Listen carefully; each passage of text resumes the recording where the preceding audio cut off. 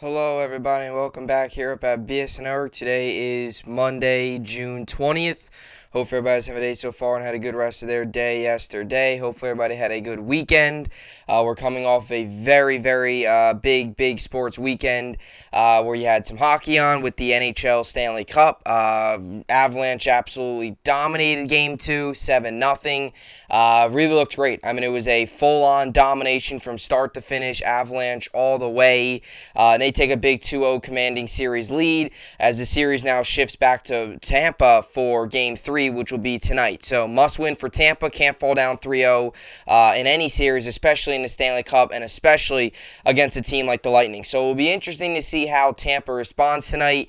So that will be on tonight. At 8 Eastern on, I believe, ESPN, I think, tonight. Either ESPN or ABC, one of the two tonight. It would be on, let's see here. It is on ESPN. So it looks like it'll be ESPN, ABC. I don't know. I don't know what it's on. It's on one of those.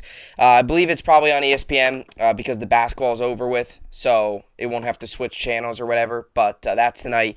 Coming off a big weekend in baseball as well. It was a little bit of a frustrating weekend. It was a good weekend for the Yankees and a good weekend for the Mets, but a little bit of a frustrating end to the weekend, I should say. You had good wins on Friday and then a good win on Saturday for the Yankees, a tough loss yesterday. And for the Mets, you had a good win Friday, good win Saturday, and a tough loss yesterday. So Mets today look to still win the 4-game series. It's a rare 4-game set that goes into a Monday. It's one of those rare occurrences. You don't see this too often where a 4-game set goes from Friday to Monday. You see them sometimes, but they're not very often. Usually Monday's an off day or Monday's a whatever. Usually Monday, if it is a 4-game set, it's due to a rain out or something, or a game that has to be, resumed. So that's that, but that will be today. Yankees have also played today. They'll be back in action in Tampa today. They'll go up against the Rays to start up a 3-game set there before heading back home on Thursday to play the Astros. So that will be a big series against Houston starting on Thursday. And look, it was a tough loss for yesterday for the Yankees, but look, you're not going to win every single game of the season. You're going to have those days where your bullpen struggles. You're going to have those days where you don't quite show up. You're going to have those days. That's just how it is over the course of a 162-game season. So, tough loss yesterday. Look to bounce back today against a Tampa Bay Rays team that you took care of business against at home over last week. And then you get a win today, and you go back home for what should be a very big series, and that will be up against the Houston Astros. I'm looking forward to that series because, it got a little rivalry, Houston, New York, with the going all the way back to the ALCS back in 2017, that should be a very good matchup there. So looking forward to that. So Yankees today against the Rays, Mets as well against the Marlins. All right, so let's get to the topics for today's podcast. We're going to start off with Kyrie Irving trade rumors, actually free agency rumors, I should say. We're going to kick things off with that. A report came out about an hour ago. It's right now 11:17 Eastern. So a report came out about an hour ago that Kyrie Irving is willing and looked like he might test free agency. So some big news out of the world of the NBA with the possibility of Kyrie Irving testing free agency. We all know this has kind of been a back and forth situation. What should the Nets do? Do they trade Kyrie, or do they get rid of Kyrie? Do they let Kyrie go? Do they, bring him back? What do the Nets do with Kyrie Irving? It's kind of been an ongoing situation. It's kind of been an interesting situation. But now it looks like he might leave in free agency, is what the report says today. So we're gonna talk about this and get into this to start things off. Then we're gonna get to Gleyber Torres and his season success.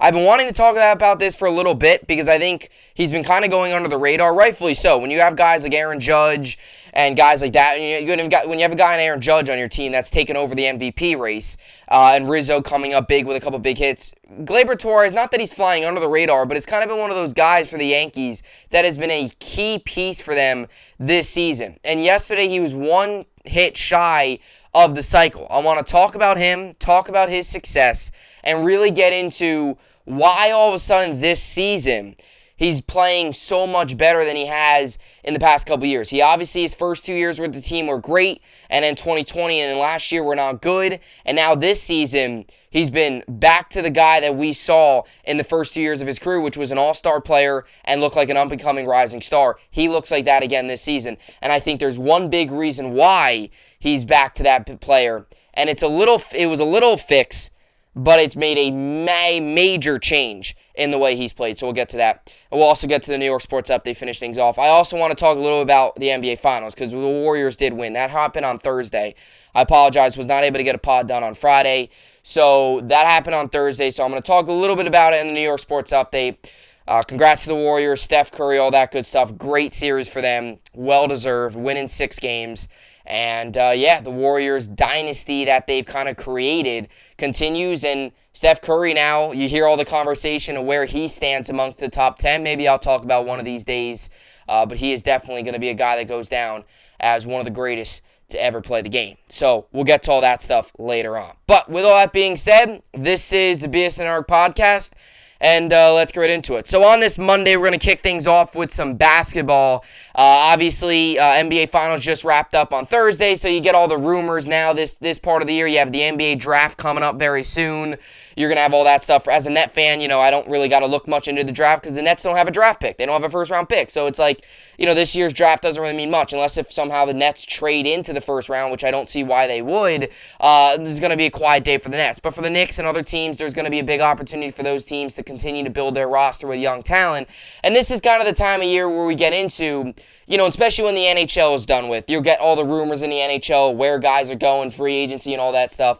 And then you get in the NBA too. You're going to get it where you're going to get all these rumors now of where these guys are going, what's their next team and all that stuff. And it's interesting because you're going to hear some big names too. And you're going to get guys like Donovan Mitchell this year. Are the Jazz going to get rid of him? What's going to happen? And now we get this report that comes out that Nets at an impasse on contracts talks with Kyrie Irving. Lakers, Knicks, Clippers are all linked to the situation and have all shown interest in the Nets star guard. And we all know going into this offseason, really coming out of last year, and this is where it all begins now. This is where you kind of just say, here we go. Because now, this is where things start to get interesting. And look, like I said, I don't know how true all this stuff is. This is a report that comes out from Shams of The Athletic, who's very trustable. But look, right, these stories will come out. They're going to come out a lot. You're going to get all sorts of stories. You're going to get the storylines that say, Kyrie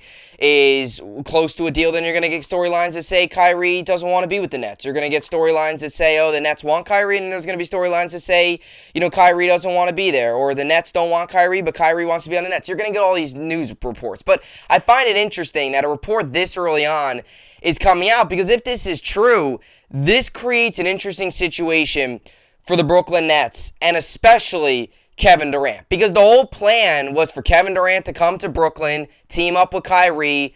The dream, not really the dream, but the expectation was to win multiple championships, create a dynasty in Brooklyn, and take the Nets from what was a small organization of no-name players, no winning, to an organization that had so much success and was winning championships left and right. And that has been the complete opposite of what they expected and what they wanted to what has actually happened. What has happened is it's been an underwhelming 2 seasons with Kevin Durant and Kyrie Irving. You have your first year where the Nets, lose in the second round in 7 games to the Milwaukee Bucks.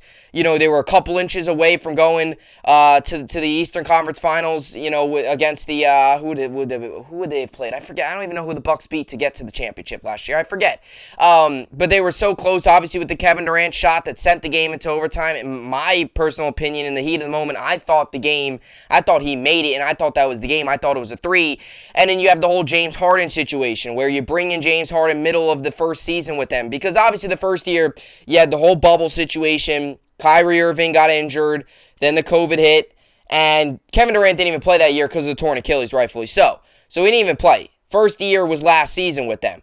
And it didn't really go as planned, right? I mean, it was a tough end, but James Harden showed a lot of good things. The Nets looked good. They lost to the Bucks, who ended up winning the championship. So you kind of just say, all right, look, we lost to a very good team that went on and won it all. And you go into this season with pretty high expectations because you have Kyrie Irving, James Harden, Kevin Durant. They had an entire offseason to work together. And in the postseason of the year prior, James Harden got hurt and Kyrie ended up getting hurt. And it was kind of all down to Kevin Durant. So you say, look, they all have the offseason to get healthy. Kevin Durant has an offseason to really get even more healthier. Obviously, his first year back from the torn Achilles. And you go into this year with the expectation of you're going to have a big 3 with James Harden, Kyrie Irving and Kevin Durant, arguably three of the best basketball players on the planet.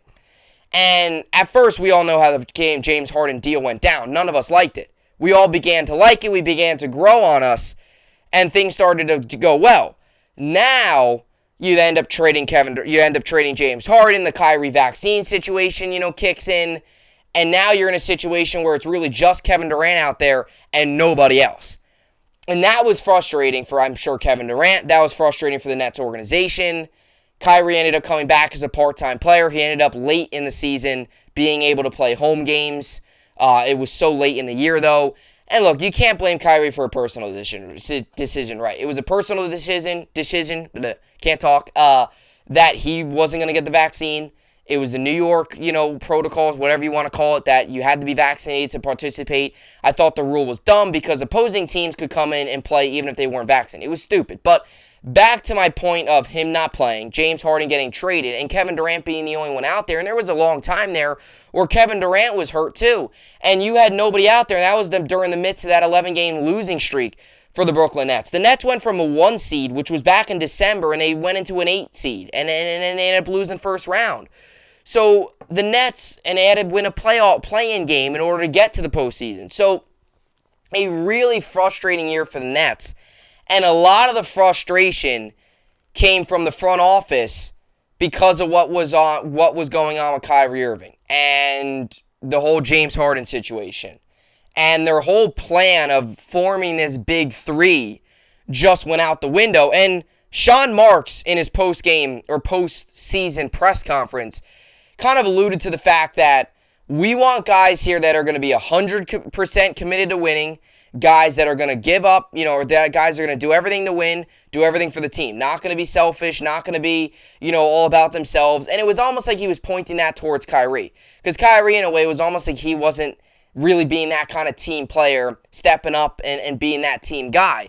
And it left some question marks. And now here we stand where Kyrie Irving might leave in free agency. Because he is a free agent.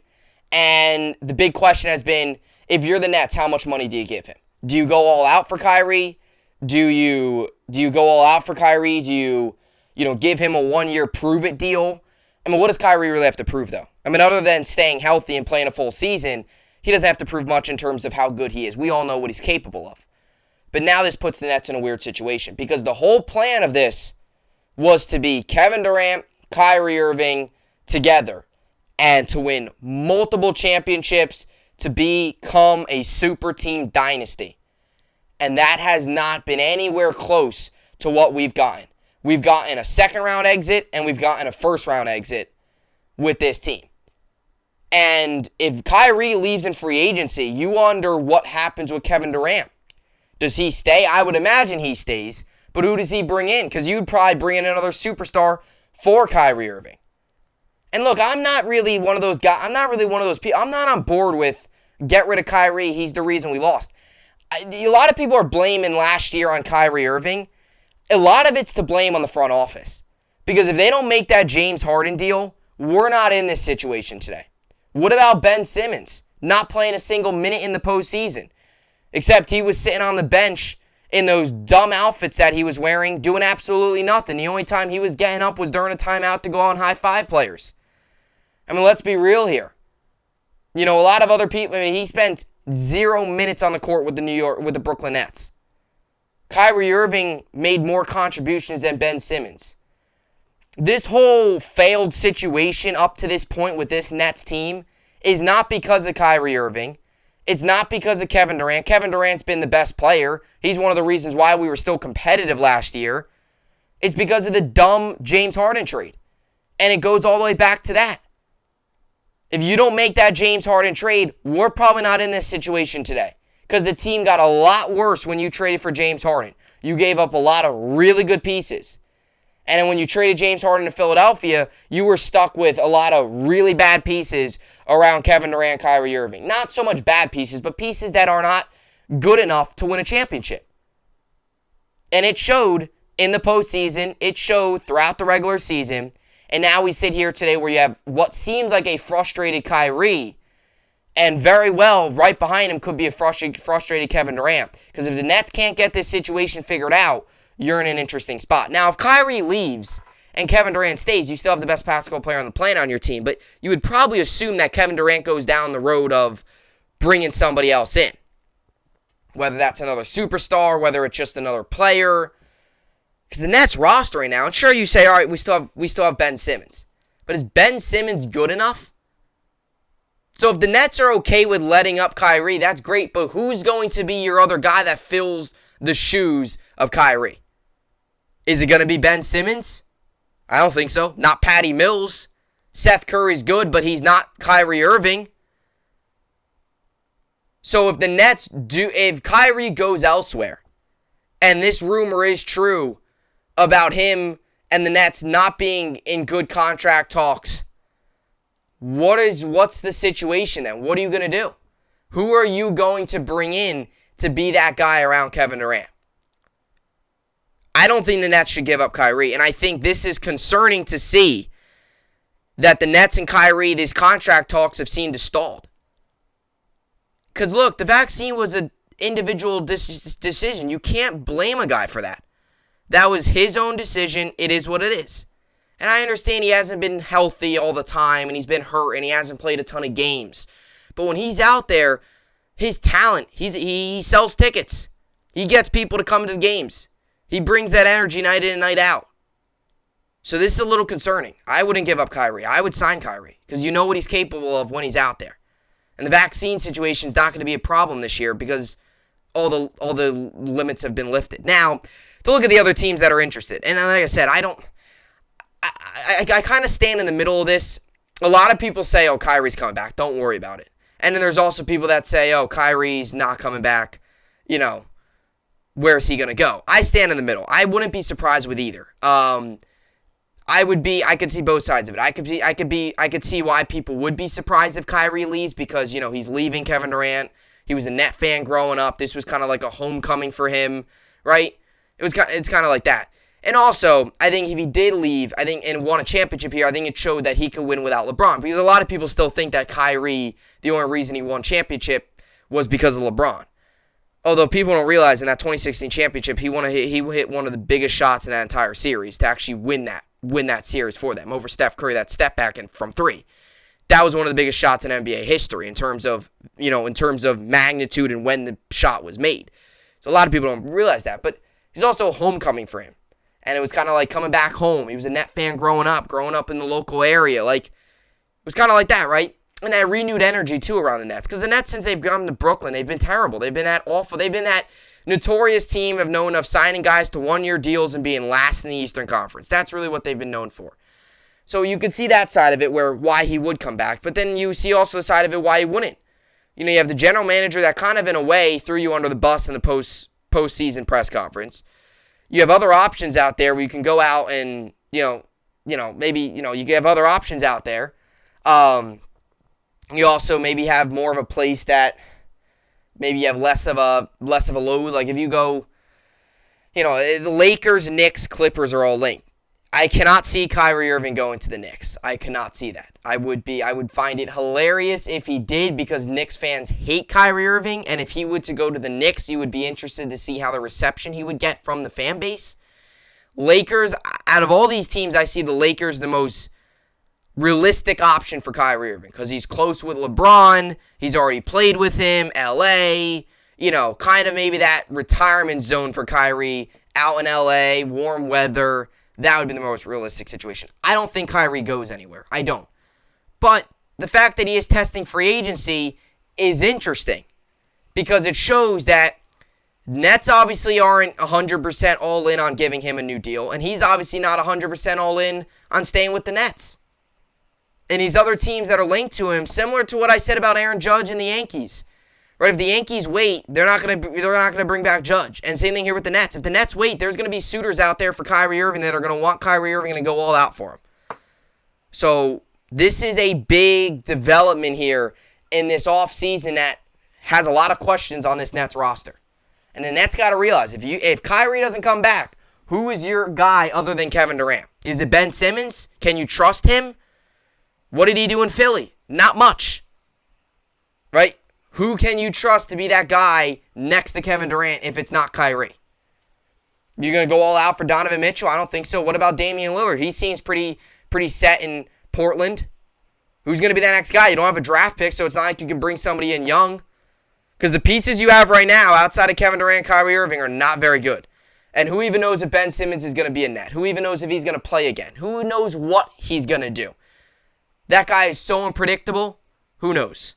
So an interesting situation. Let's read this article here. So Nets at an impasse on contract, which means they're not much going on in negotiations. And what's crazy about all this is before last season, they were this close to getting a deal done with Kyrie and James Harden to both extend them. Now, good thing they didn't extend James Harden because that would have been a mess.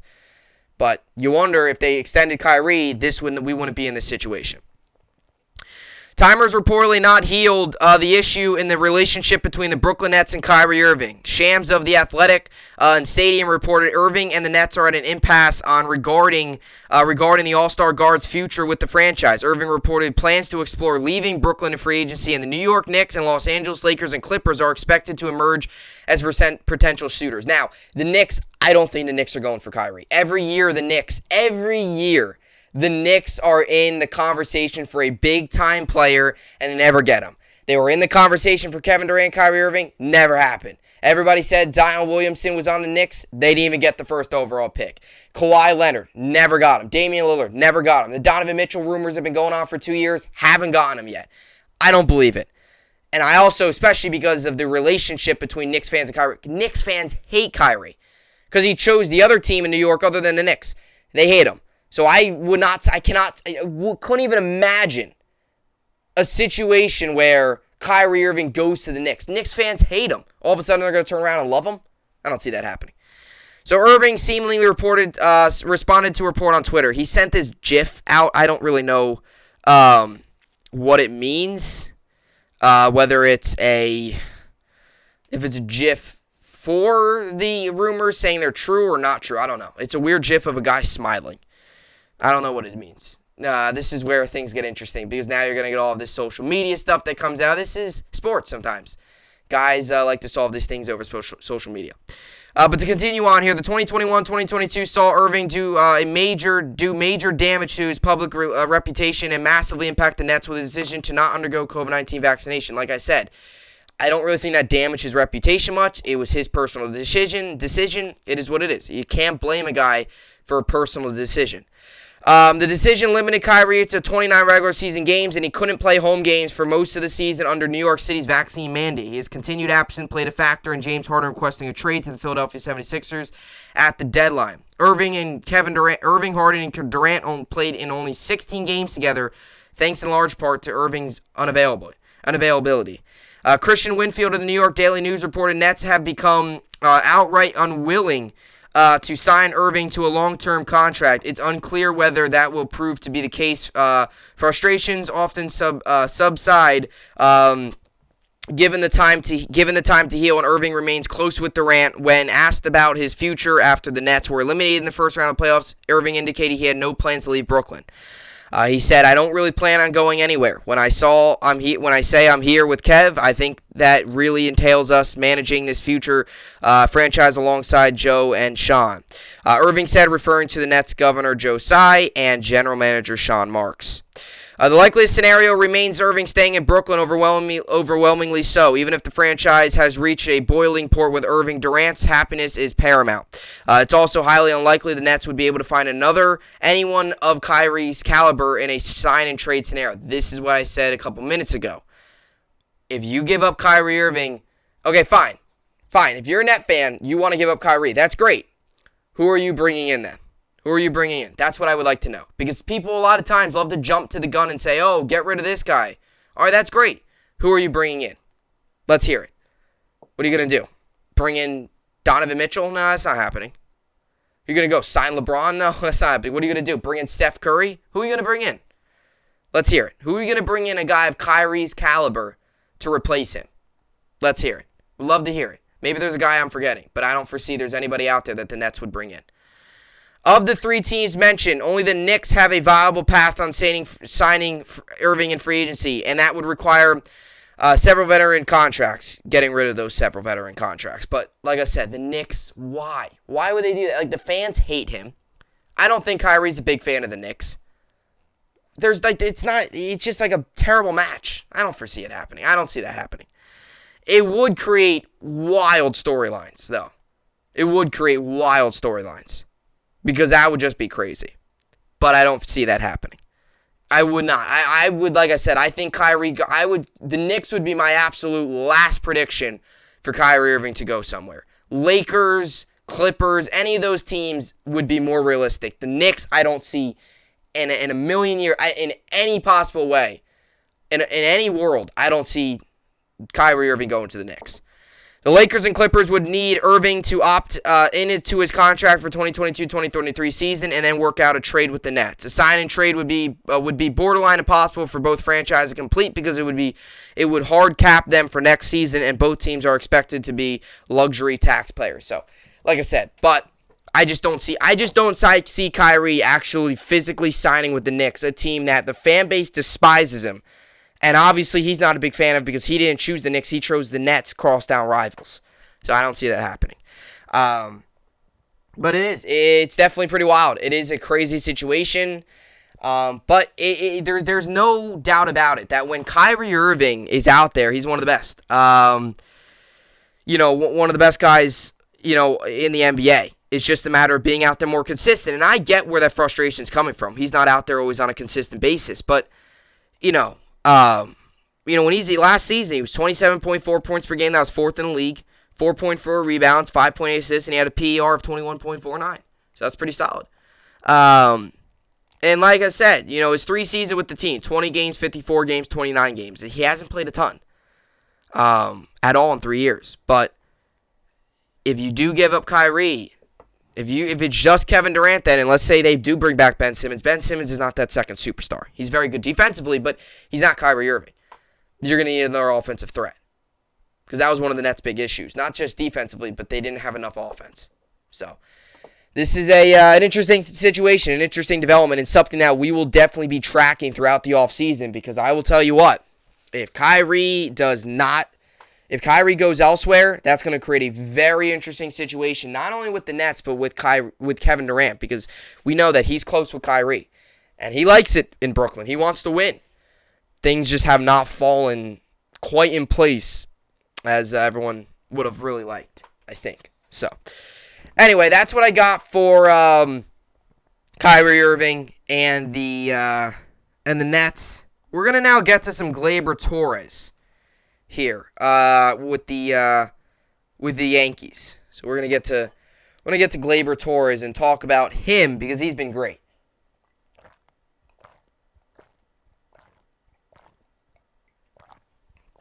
So obviously yesterday the Yankees took a tough loss against the Blue Jays. And look, that's gonna happen. You're gonna have games over the course of a 162 game season where your bullpen, blows the game. You're going to have days where your pitching's great and your hitting's not. You're going to have days where your hitting's great and your pitching's bad and you're going to barely lose games. And you're going to have games like yesterday, like I said, where you come off to an 8-3 lead and your bullpen just blow it and you just didn't have enough. So you're going to have days like that over the course of a 162 game season. It is a tough loss because you were up 8-3. You were just a couple outs away from, securing the sweep, extending your win streak to 10, going into Tampa riding high. But look, you still got the series win, and you're still 11 games up in the division, and you're still in a great spot in terms of division, and you're still in a great spot overall in the season. You're still 49-17, and the 50th win just has to wait an extra day. You go and get that 50th win today, and you feel good about yourself. But yesterday and throughout the Toronto series and really throughout the season, Gleyber Torres has been such a revelation in terms of his performance. Because as we all know, Gleyber Torres coming up for the New York Yankees was that young stud, was that young guy that was the future, was that young guy that everybody liked, that young guy that showed so much talent. And he showed that in his first 2 years with a team. He was an all-star. His first 2 seasons, 2018 and 2019, were great. He was an excellent player, one of the better players on the Yankees, one of the young players in baseball. And then come 2020, he wasn't great, And, a lot of people just related that to, look, he only played 42 games. It was the shortened 60-game season. A lot of people just, put it to, look, it was a weird season. There was a lot of really good players out there that had off years. It was just a weird season. And then you go into last season where you say, look, he's coming back. We should get the player that we saw in 2018 and 2019. 2020 was just an off year. Look, it was guys had, usually you have a whole month and a half of spring training to get ready. Guys had 2 weeks to get ready. They went from sitting home doing nothing until, oh my gosh, we got a week here to get ready for an MLB season against MLB pitching. And there was a lot of guys that, there was a lot of really good players that did not have good years. And there was a lot of guys in 2022 that had really good seasons and haven't had a good season since, or never really had good seasons other than 2020. So it was just a weird year. Some guys found it, some guys didn't. But Gleyber Torres did not have a good 2020. And, to a certain extent, it was a little concerning. But it wasn't to the point of like, oh no, this is it. It was the weird season. Everybody, including myself, just put it to the weird season, which rightfully so. A lot of other guys out there did not have good years, and they bounced back in 2021.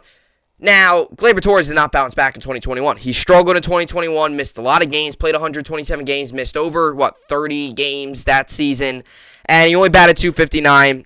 Slash line of 259, 331, 366, struck out 104 times, which wasn't crazy considering his first two seasons where, he didn't strike out that much, but he also, his hits were down. 2019 had 152 hits, and then in 2021 he had 119 hits. His, runs scored were down. His RBIs were down. He went from 77 in 2018, 90 in 2019 to 51 in 2021.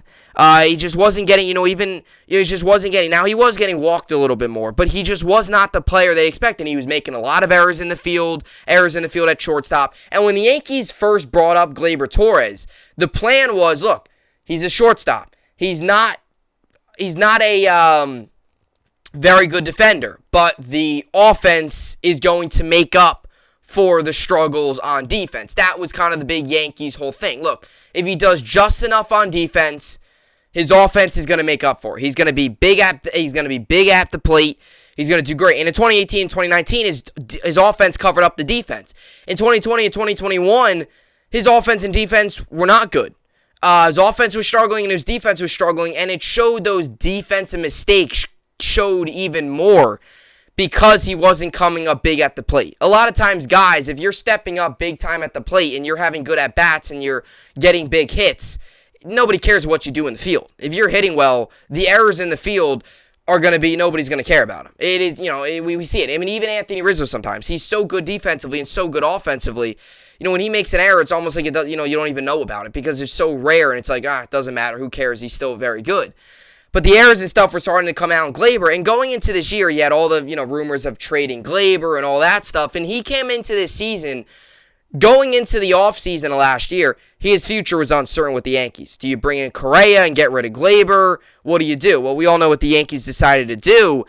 And, I mean, what a season he is starting to have. And I really want to talk about this today because yesterday, he was a triple shy of hitting for the cycle. He had a single, double, and a home run, and was a triple shy of the cycle. Now, he did not get the cycle, but he still had a 3-hit day, and he's been on fire of late. And you look at the Toronto series, he was excellent.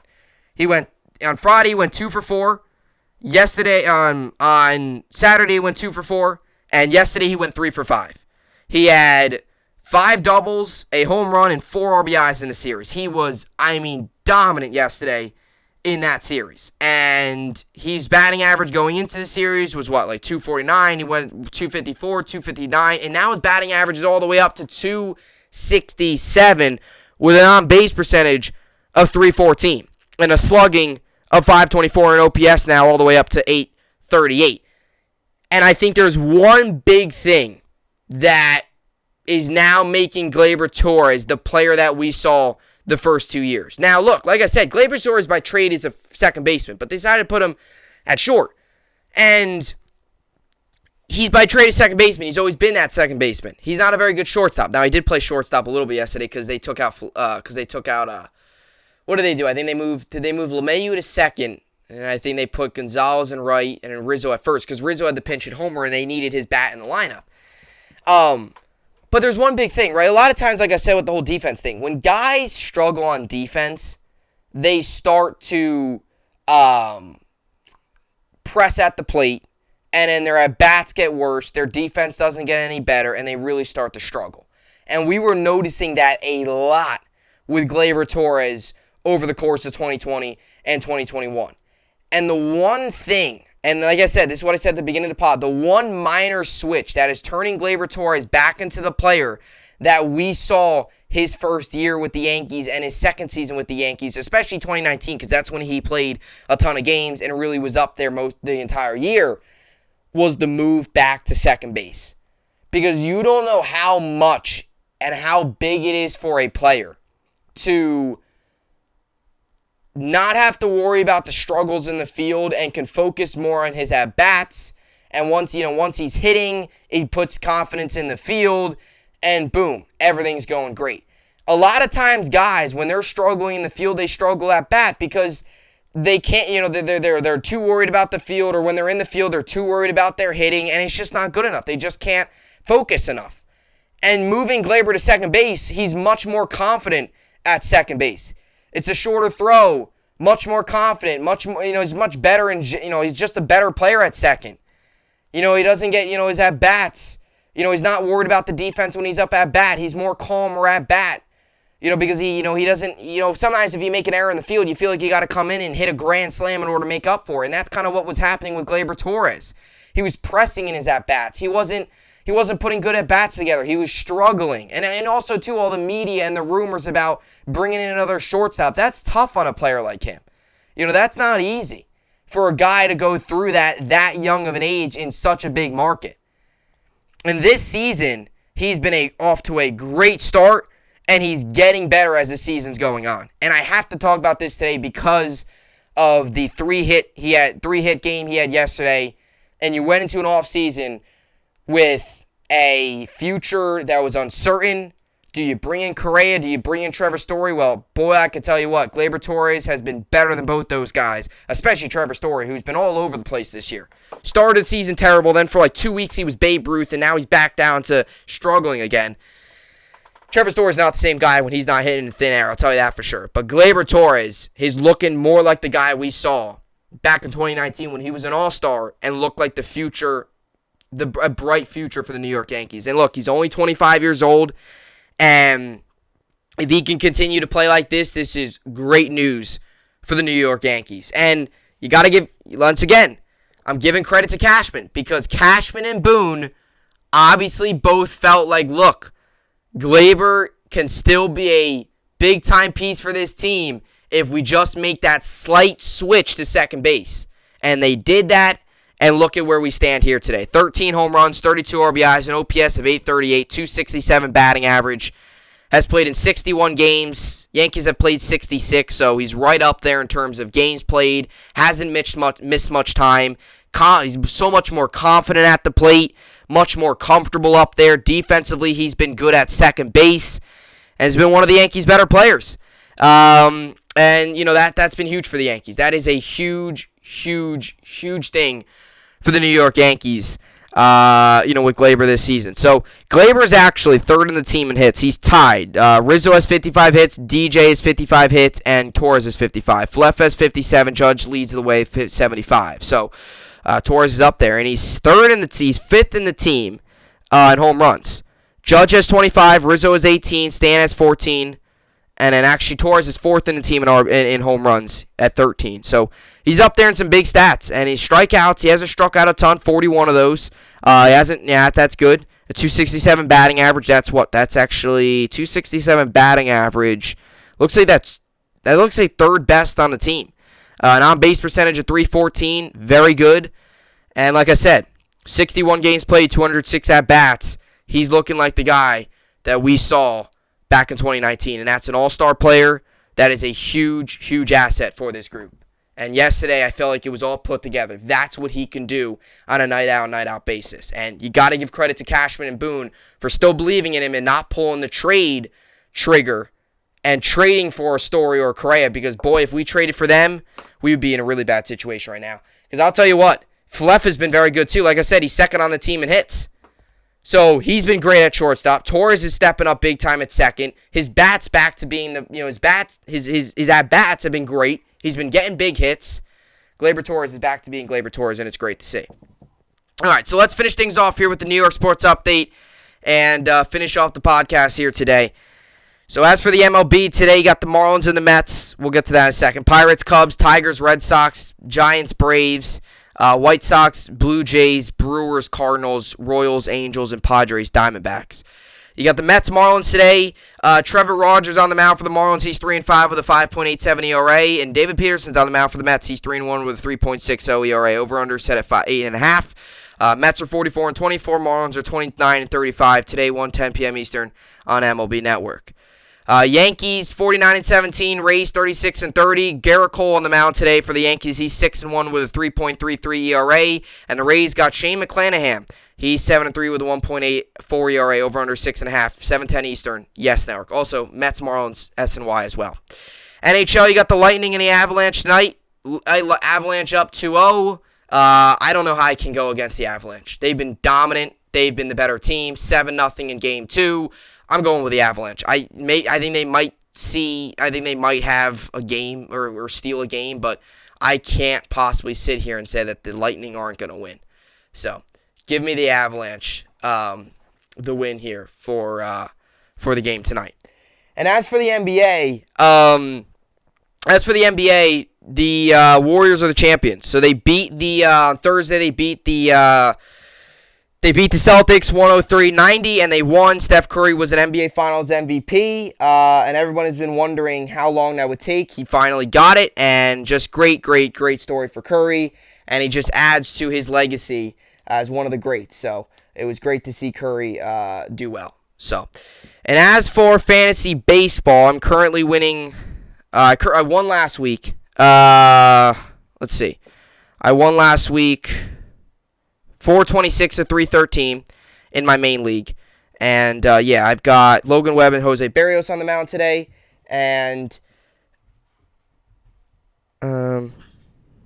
then in my other league, I got Jose Berrios, Logan Webb, and Trevor Rogers on the mound. So that's that. In my other league, I also won. So I'm 7-3. 340 and 273 was the score. Now, in my main league, I'm 9-1. So going great there. Still the 1 seed in the postseason. So going very good there. And, that's what I got. So that will do it for the podcast here today. Another good podcast in the books. And, as always, hope you enjoyed it. I will see you all back here tomorrow. Hope you enjoyed it. And thanks for watching.